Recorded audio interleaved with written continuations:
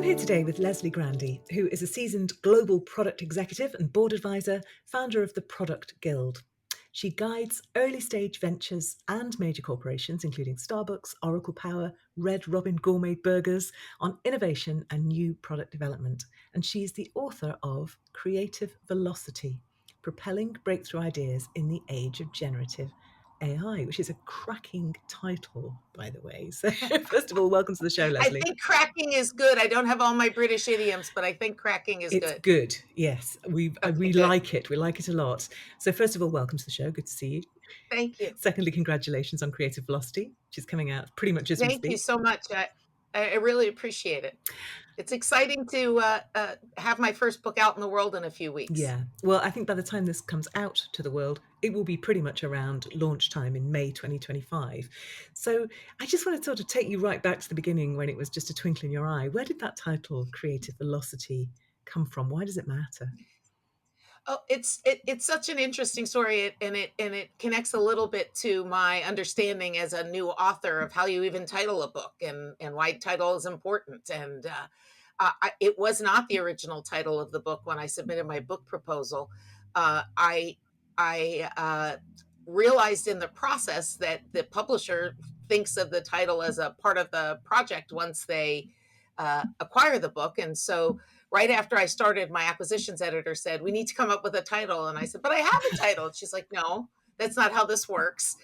We have to work together to come up with a title that we think is really important." And we have a group of people that meet once a week and we review titles. And usually this takes months and months and Oh, yeah. months for us to all settle on something that we agree on and that we like. And I was like, "Okay." She said, "I have the meeting next week. I want you to give me 4 or 5 names you think you might consider, and I'll come up with a bunch, and I'm sure they'll come up with a bunch, and then we'll keep having this conversation over the course of your writing the book." And we didn't actually. One of my ideas stuck, and the title really came from the idea that I think creative velocity emerges when one has creative self-efficacy or confidence. You are able to sort of turn the spigot on, and you're able to be to generate uh, original ideas that are valuable and meaningful to people, but you're also able to do it because you know how to remove the barriers to creative thinking. You know how to think about inspiring yourself when you need to, and you know the tools that you have at hand to activate your creative thinking. You're not just And sitting so there creative waiting for velocity inspiration. means, right, creative velocity means that it's something you can actually achieve by being thoughtful about all of those elements that go into creative thinking. And once that happens, you're able to sort of turn the faucet on, and maybe not all the ideas come pouring through are valuable, but it's through that process that you find the valuable ones, because you don't limit your thinking and you enhance the exploration of the idea by keeping an open mind as long as possible. And so once you have all of the traits of a creative thinker and are able to really inspire yourself by knowing what your triggers are,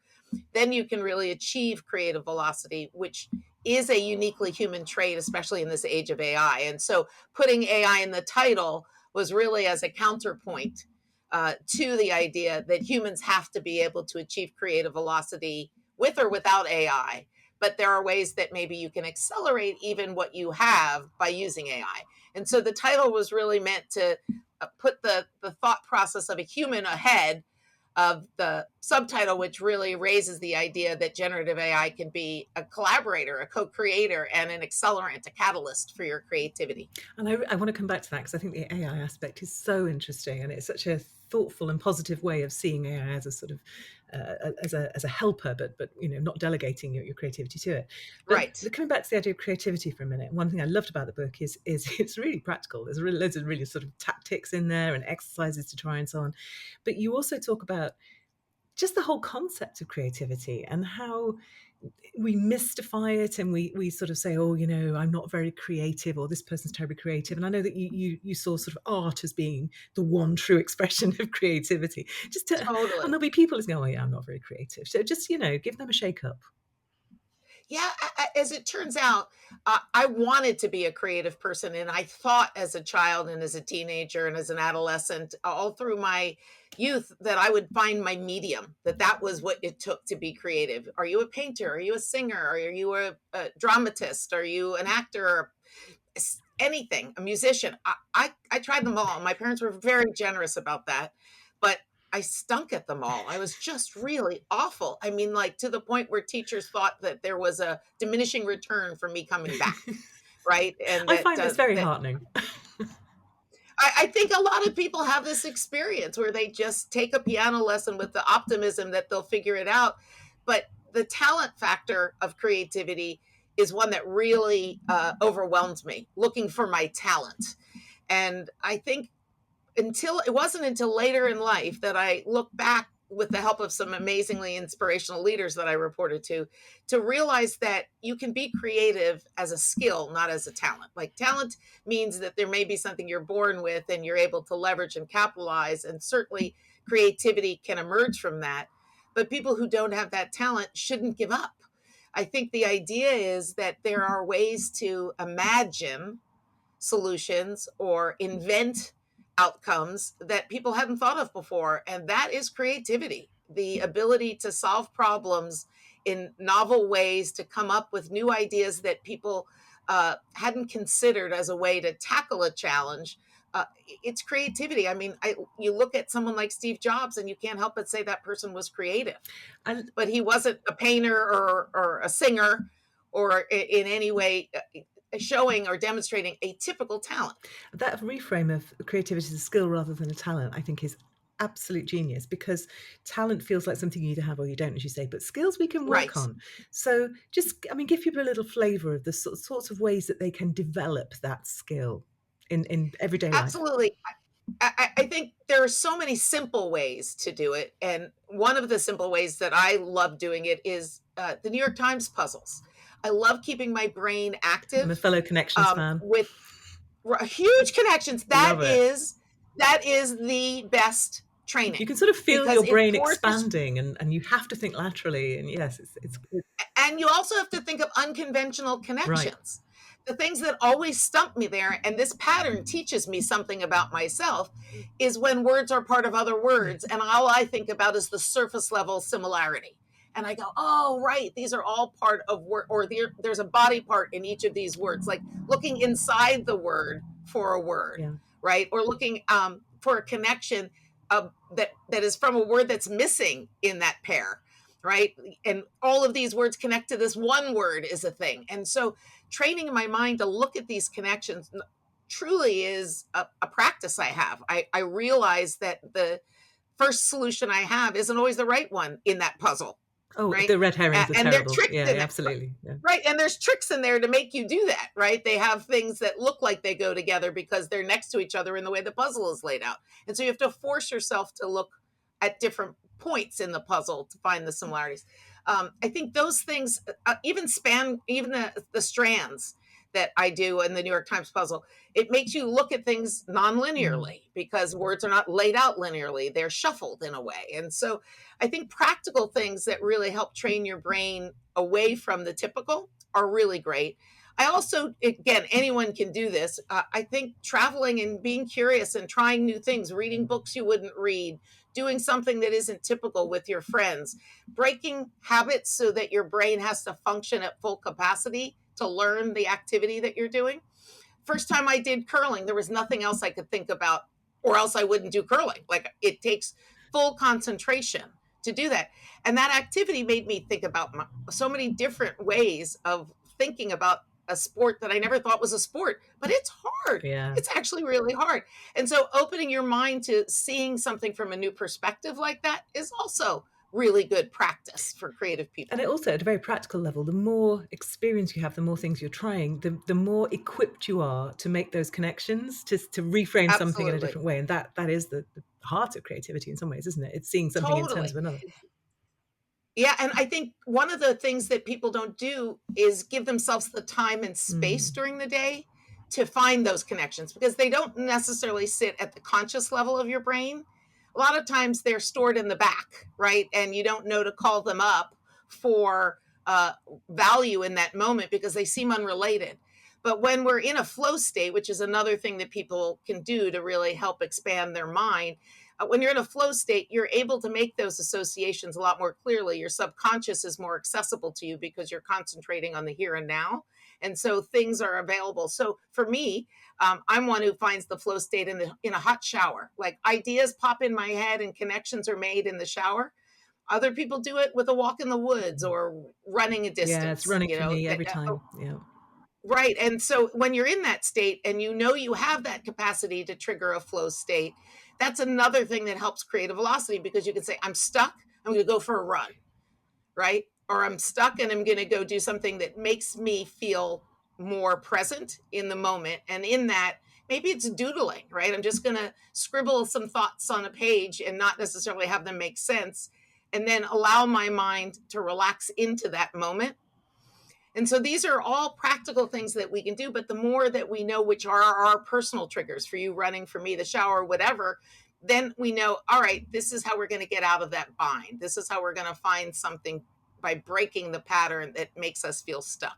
I want to talk to you about writing in a moment. I want to come back to AI just now, but for me as well, exploratory writing, that just sort of freeform writing where you're surfacing stuff without any kind of judgment or attempt to Or purpose right. necessarily, You're just right? seeing what comes out in response to a prompt. Right. That's the sort of thing that you just, of course, yeah. So yeah, and that's kind of available to you at any moment in the day, isn't it? Whereas going for a hot shower might not always Absolutely. be. But let's talk about AI for a moment, because I think this Sure. is the superpower of the book as well, isn't it? It's like, okay, you have this innately human stuff, which we've always had, and as of the last 3-4 years or so, you've got this astonishing tool at your disposal. So tell us a little bit about what that means for human creativity.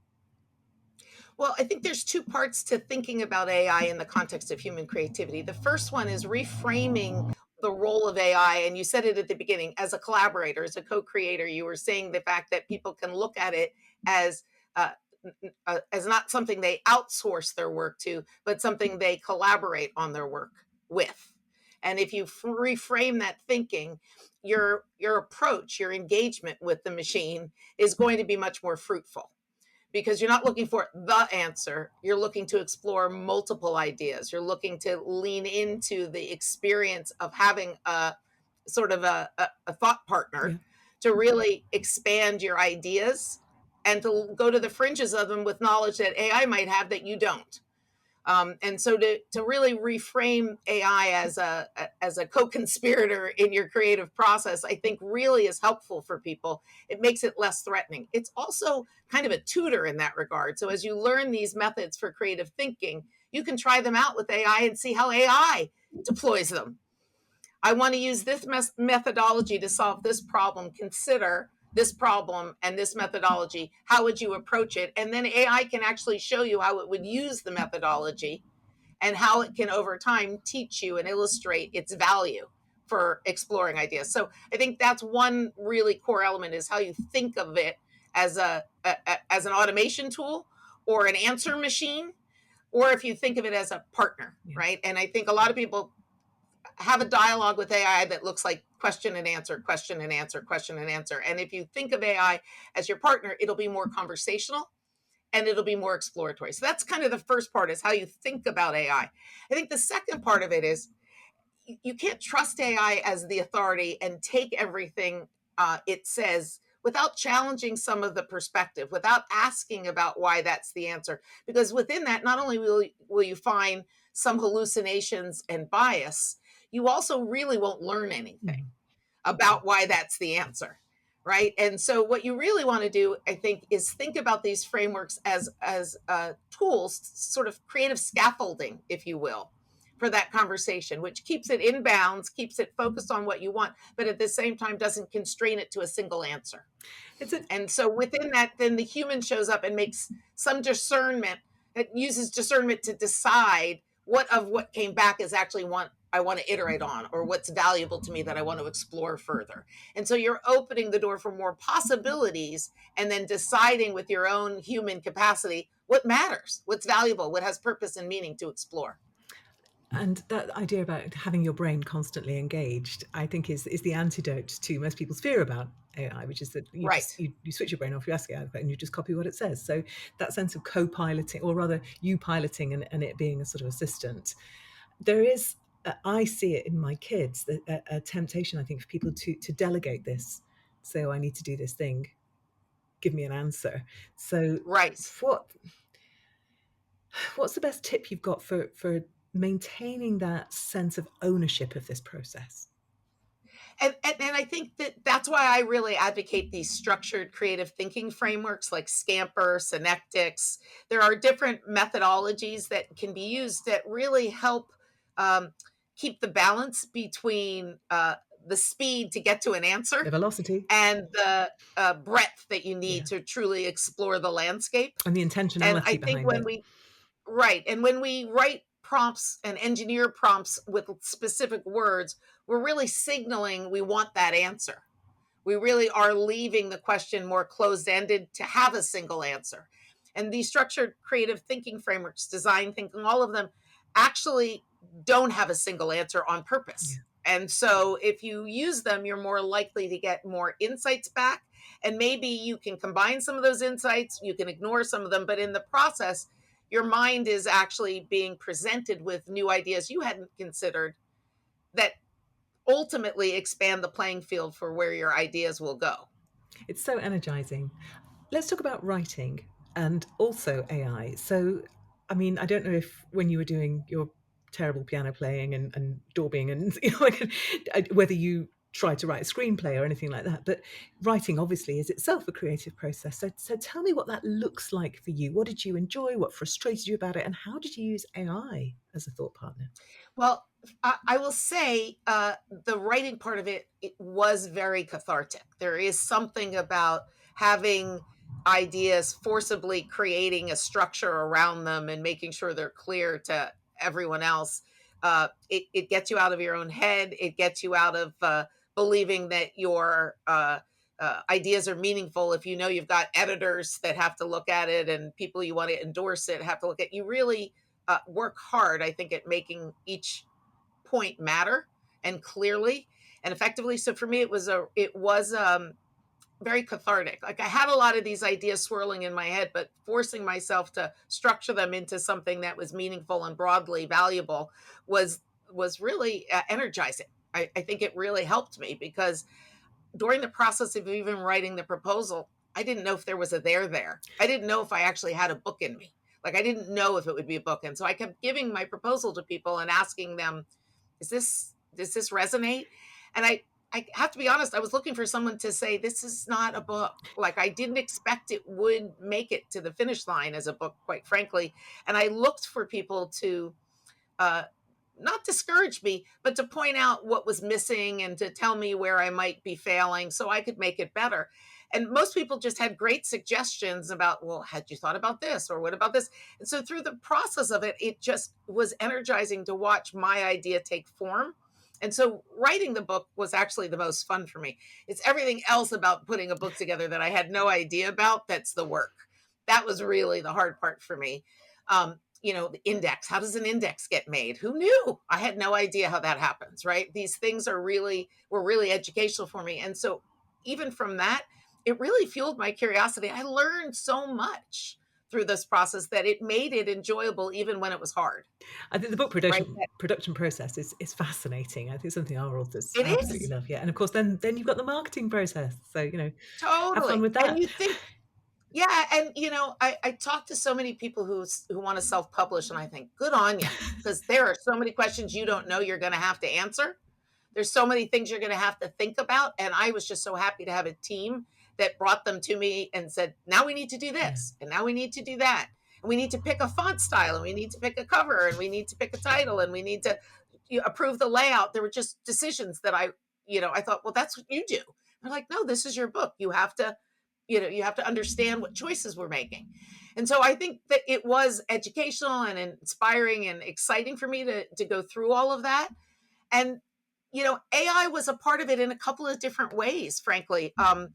I used Perplexity to make sure I was looking for all the research that was relevant because Perplexity was great at bringing back things that were uh, not as easy to find on Google research. There's the list of things in Google was a little daunting, and so I really enjoyed that Perplexity would really point me to the places that I should look and consider. And so didn't mean I had to use it, but it just expanded my reach in research than what I could do on a Google search, which I loved. So I thought that was super helpful.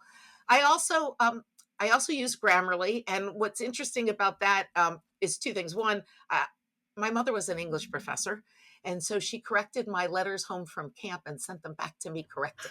So I love your mother. I look at I know, I look at Grammarly like it's my mother incarnated as AI, because the constant sense of awareness of comma splices and bad sentence construction, run-on sentence construction, uh, the things that I would do when I was writing kind of stream of consciousness, it was great to be able to just get it out and then to kind of Grammarly it up to make sure that it wasn't a three sentence, like there was only one sentence and it was broken up in the right places to be three sentences because that's how people should read it. And it was helpful to have that. I will say though that AI does tend to have a pattern for how sentence construction works and does have a knowable voice when you see it a lot. And I graded Yeah, papers absolutely. at a university, and you could sort of tell the writing style was not that of a 21-year-old, and it did look very machine Mm, produced in the formatting of the sentences.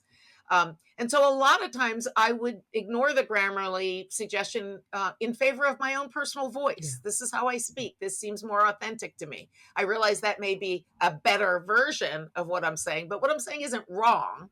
It's not a grammar problem. It's just not necessarily uh, accurate from a business writing perspective. And from that standpoint, I'm like, okay, I'm going to make a couple of those choices that are going to favor my style of writing, my yeah, style of speaking. And so there was a little bit of a give and take, and that kind of goes to that discernment I was talking about earlier. Like it was up to me to discern what advice I took. right. I could have just accepted everything, and I just never wanted to do Mm, that. And that was because I wanted my human voice to still be a part of the structure of the book, right? The storytelling aspect of it shouldn't sound like it came machine generated, yeah. right? With that level of writing accuracy. And it's that And then last thing, standardization, isn't it? As you say, it just sort of yeah, boils it down to a kind of um, correct, but slightly personality free sort of, yeah, exactly. And also emotionless in some yeah, ways. I which mean, is makes sense, sometimes my word choice were intended to convey an right? emotion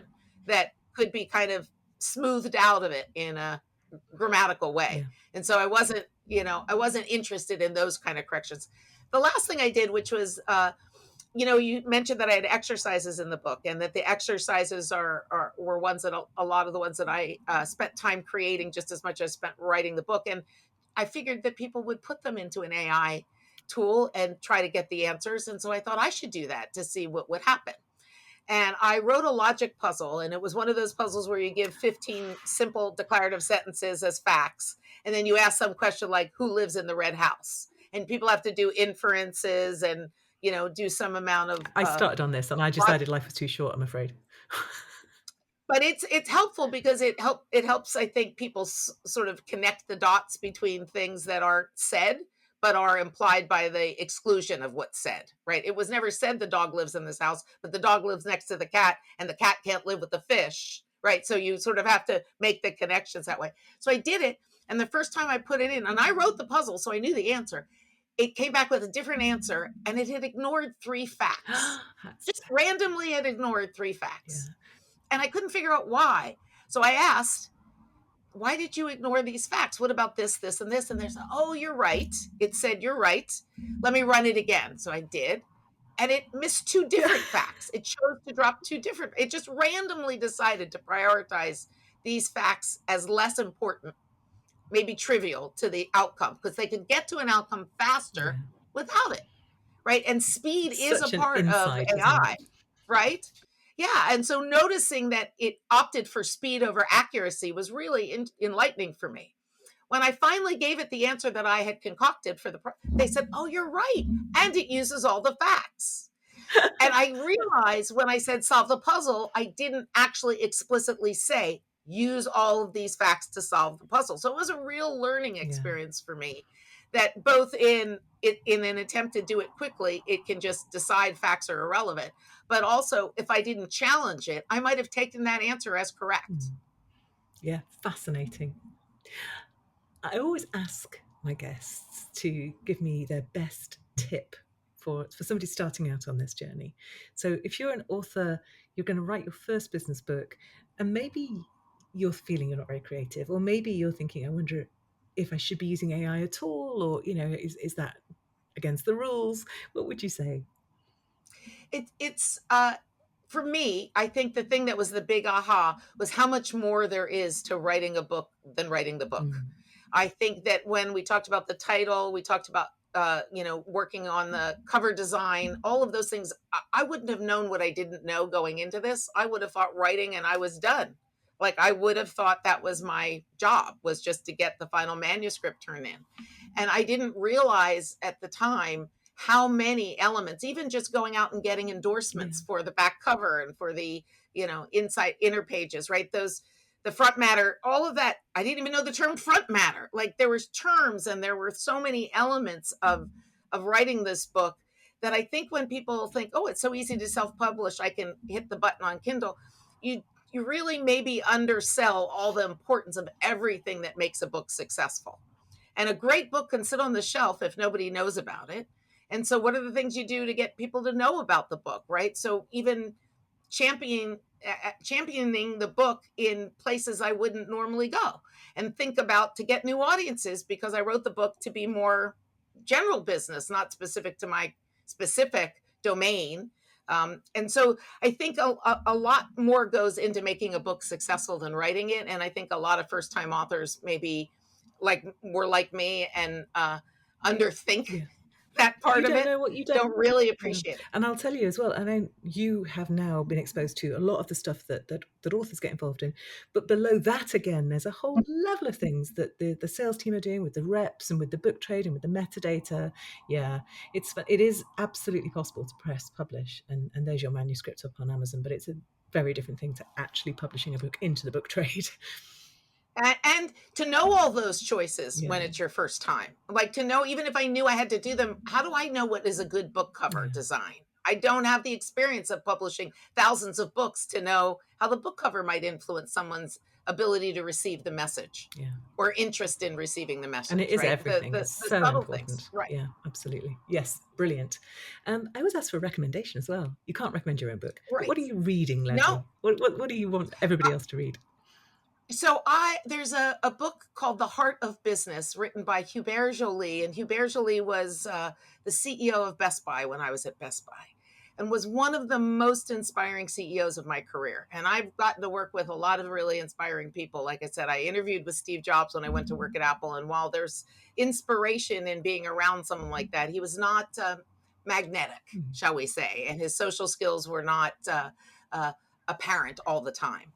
But with Hubert, he really understood people are the engine of his business, especially a business that dealt with retail stores and customer service in retail stores and things. But he also understood how to motivate employees and how to make employees feel like their mission personally mattered to the bigger mission of the company.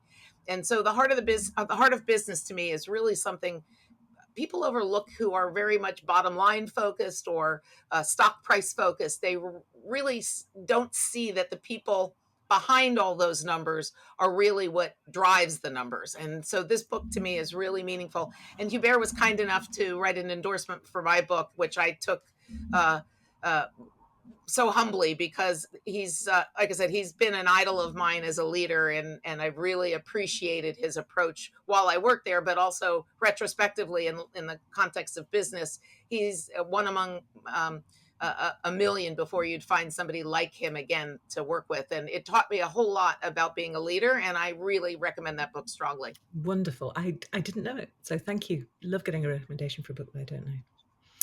And finally, Leslie, if people want to find out more about you, more about the work you do, more about creative velocity, where should they go? Yeah, my website is creative-velocity.com. And on there, it'll show the dates that I'm speaking. It'll give you a little bit more about the book and who I interviewed for the book. We didn't talk a lot about this, but there is an interview at the end of every chapter from somebody who I had the pleasure of being inspired by over my career. But for length, I couldn't publish the whole interview. And so we have extended interviews on the website as well for people to see more of that content, as well as access to discounts on my Maven courses. So I teach some courses online for problem solving and creative thinking. And so people can learn more about those on the website as well. Fantastic. Well, I'll put that link up on the show notes at extraordinarybusinessbooks.com. That's a really lovely demonstration as well, by the way, of how you can combine the offline world of the book and the online world of your site and have resources on there and give people a reason to come see what else you Yes. do. That's an extra bonus tip there. Brilliant. Thank Such a you. pleasure to talk to you today. Thank you It so was much a for your pleasure time. too. I really appreciated your questions. I really enjoyed the discussion. Thank you so You're so much. welcome.